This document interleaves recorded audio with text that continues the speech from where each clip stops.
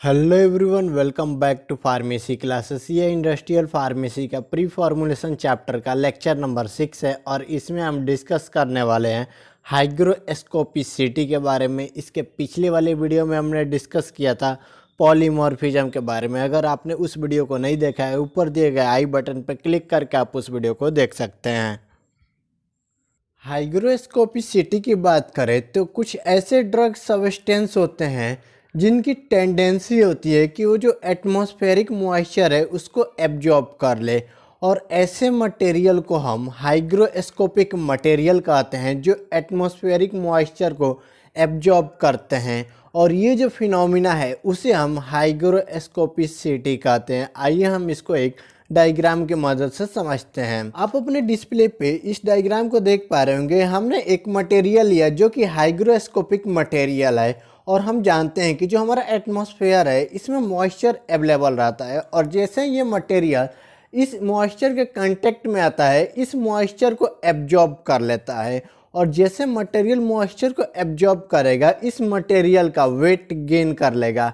और आप देख पा रहे होंगे जो हमारा मटेरियल है ये वेट गेन कर चुका है क्योंकि इसने एटमॉस्फेयर से मॉइस्चर को एब्जॉर्ब कर लिया है। और ये जो पूरी फिनोमिना है इसे ही हम हाइग्रोस्कोपिसिटी कहते हैं, और ये जो मटेरियल है जिसने मॉइस्चर को एब्जॉर्ब किया है इसे हम हाइग्रोस्कोपिक मटेरियल कहते हैं। जैसा कि मैंने आपको अभी बताया कि जो हाइग्रोस्कोपिक मटेरियल है ये मॉइस्चर को एब्जॉर्ब कर लेता है और वेट को गेन कर लेता है। यही कारण है कि ये जो हाइग्रोस्कोपिक मटेरियल है इसको हम स्टोर करते हैं एयर टाइट कंटेनर में। आइए अब हम हाइग्रोस्कोपिक पाउडर एवं डीलिक्विसेंट पाउडर के बीच में डिफरेंस देख लेते हैं। जैसे कि मैंने आपको बताया कि जो मटेरियल या फिर जो पाउडर एटमॉस्फेयर से मॉइस्चर को एब्जॉर्ब करेगा उसे हम हाइग्रोस्कोपिक मटेरियल या फिर हाइग्रोस्कोपिक पाउडर कहते हैं। लेकिन कुछ ऐसे भी पाउडर होते हैं जो मॉइस्चर को एटमॉस्फेयर से एब्जॉर्ब कर लेते हैं एवं उस मॉइस्चर में ही वो डिजॉल्व होकर सॉल्यूशंस का फॉर्मेशन कर लेते हैं, और ऐसे पाउडर को या फिर ऐसे मटेरियल को डीलिक्विसेंट पाउडर कहते हैं। आइए हम इसको एक डायग्राम की मदद से समझते हैं। आप अपने डिस्प्ले पे दो पाउडर देख पा रहे होंगे।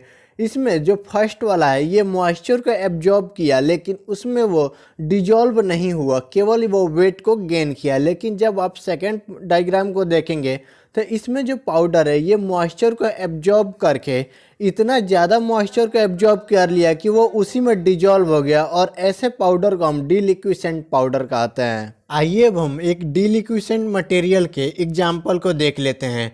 इसमें जो एग्जाम्पल है वो है सोडियम क्लोराइड। ये जो सोडियम क्लोराइड होता है ये एटमॉस्फेरिक मॉइस्चर को इतना ज़्यादा एब्जॉर्ब कर लेता है कि वो कम्प्लीटली उसमें डिजॉल्व हो जाता है। जबकि वहीं बात करें हम हाइग्रोस्कोपिक सब्सटेंस के, तो ये मॉइस्चर को तो एब्जॉर्ब करते हैं क्योंकि इनको हाइड्रेट फॉर्मेशंस के लिए वाटर की ज़रूरत होती है। इसीलिए जो हाइग्रोस्कोपिक मटेरियल होते हैं ये मॉइस्चर को एब्जॉर्ब करते हैं। आइए अब हम कुछ ऐसे सब्सटेंस को एग्जाम्पल के रूप में स्टडी करते हैं जो हमारे एटमॉस्फेयर से मॉइस्चर को एब्जॉर्ब करने की टेंडेंसी रखते हैं, जिसमें फर्स्ट एग्जाम्पल है अमोनियम क्लोराइड, सेकेंड जो एग्जाम्पल है वो है आयरन, एवं जो थर्ड एग्जाम्पल है वो है अमोनियम सिट्रेट, एवं जो फोर्थ एग्जाम्पल है वो है पेप्सिन, एंड फिफ्थ एग्जाम्पल है वो है फिनोबार्बिटोन, एवं जो सिक्स एग्जाम्पल है वो है सोडियम ब्रोमाइड, एवं जो सेवेंथ एग्जाम्पल है वो है सोडियम आयोडाइड, एवं जो एट एग्जाम्पल है वो है पोटेशियम सिट्रेट, एवं जो हमारा लास्ट नाइन्थ एग्जाम्पल है वो है जिंक क्लोराइड। ये ऐसे सब्सटेंस के हैं जो हमारे एटमॉस्फेयर से मॉइस्चर को एब्जॉर्ब करने की टेंडेंसी रखते हैं। यही कारण है कि हम ऐसे सब्सटेंस को एयर टाइट कंटेनर में स्टोर करते हैं। साथ ही ऐसे सब्सटेंस को हम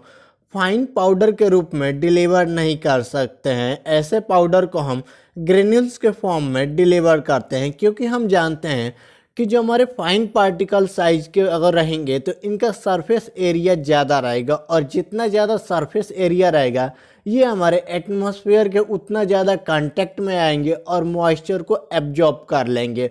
जबकि अगर इसे हम ग्रेनुल्स के फॉर्म में रखेंगे तो इसका सरफेस एरिया लेस रहेगा, जिसके कारण ये लेस कांटेक्ट में आएंगे हमारे एटमॉस्फेयर से, जिससे मॉइस्चर को एब्जॉर्प्शन जो है वो कम रहेगा।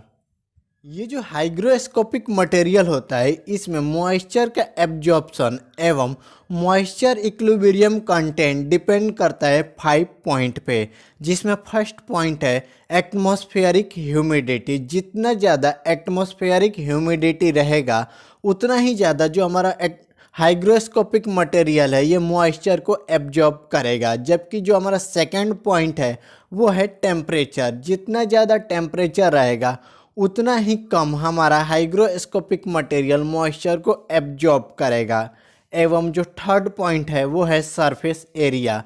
जैसा कि मैंने आपको बताया था कि जो हाइग्रोस्कोपिक मटेरियल है इसको हम ग्रेनुलर फॉर्म में सप्लाई करते हैं। अगर इसे हम फाइन पार्टिकल के रूप में सप्लाई करेंगे तो इसका सरफेस एरिया ज़्यादा हो जाएगा, क्योंकि पार्टिकल साइज डिक्रीज करने पर सरफेस एरिया इंक्रीज हो जाएगा, और जितना ज़्यादा सरफेस एरिया रहेगा उतना ही ज़्यादा ये हमारे एटमॉस्फेरिक कांटेक्ट में आएंगे और ये हमारे एटमॉस्फेयर से मॉइस्चर को एब्जॉर्ब कर लेंगे।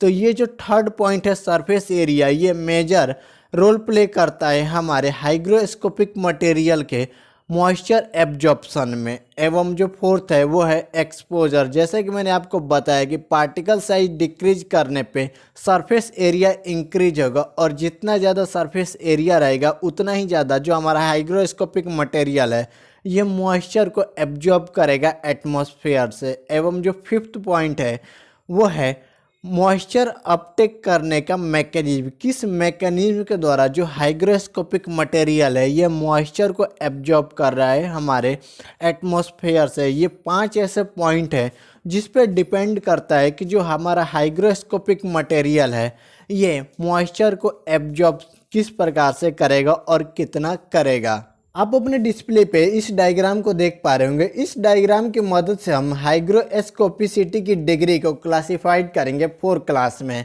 जिसमें फर्स्ट क्लास है स्लाइडली हाइग्रोस्कोपिक। ये जो मटेरियल है ये हाइग्रोस्कोपिक मटेरियल है, और इसे हम एटमॉस्फेयर के कांटेक्ट में रखें, और इसको जैसे ही हम एटमॉस्फेयर के कांटेक्ट में रखें ये मॉइस्चर को एब्जॉर्ब किया, जिसके कारण इसका वेट गेन किया, और ये 0.2% से लेकर 2% तक वेट को गेन किया। और ऐसे मटेरियल हाइग्रोस्कोपिक मटेरियल जो 0.2 से 2% तक वेट को गेन करते हैं उसे हम स्लाइडली हाइग्रोस्कोपिक मटेरियल कहेंगे। जबकि वहीं बात करें हम हाइग्रोस्कोपिक मटेरियल की तो ये अगर 0.2 से 0.15% तक अगर अपने वेट को गेन कर रहा है तो इसे हम हाइग्रोस्कोपिक के कैटेगरी में रखेंगे। जबकि वहीं हमारे जो थर्ड है वो है वेरी हाइग्रोस्कोपिक। अगर ये मॉइस्चर को एब्जॉर्ब किया और इसका जो वेट है वो गेन हो रहा है 15% से अधिक, तो ऐसे मटेरियल को हम वेरी हाइग्रोस्कोपिक के कैटेगरी में रखेंगे। जबकि वहीं बात करें हम डी लिक्विसेंट की तो इसको जब हम एटमॉस्फेयर के कांटेक्ट में रखेंगे तो ये इतना ज़्यादा मॉइस्चर को एब्जॉर्ब कर लेगा कि ये खुद ही उसमें डिजॉल्व होकर सॉल्यूशंस के फॉर्मेशन कर लेगा। तो ऐसे मटेरियल को हम डीलिक्विसेंट कहेंगे। ये जो हमारे हाइग्रोस्कोपिक मटेरियल होते हैं अगर हम इसको कहीं स्टोर करें तो उस स्टोरेज कंडीशन में moisture level important role play करता है, क्योंकि अगर मॉइस्चर लेवल चेंज होगा तो ये इम्पैक्ट डालेगा वेरियस पैरामीटर पर, जैसे कि केमिकल स्टेबिलिटी, फ्लोएबिलिटी एवं कॉम्पेटिबिलिटी। ये 3 ऐसे पॉइंट हैं जिस पे मॉइस्चर लेवल इम्पैक्ट डाल सकता है। मॉइस्चर लेवल को मॉनिटरिंग के लिए हम एनालिटिकल मेथड के बारे में स्टडी कर लेते हैं कि ऐसे कौन कौन से मेथड है जिसके द्वारा हम मॉइस्चर लेवल को मॉनिटर कर सकते हैं। जिसमें फर्स्ट मेथड है gravimetry, second TGA, third Karl Fischer titration एवं फोर्थ है गैस क्रोमेटोग्राफी। ये 4 ऐसे मेथड है जिसके द्वारा हम मॉइस्चर लेवल को मॉनिटर कर सकते हैं।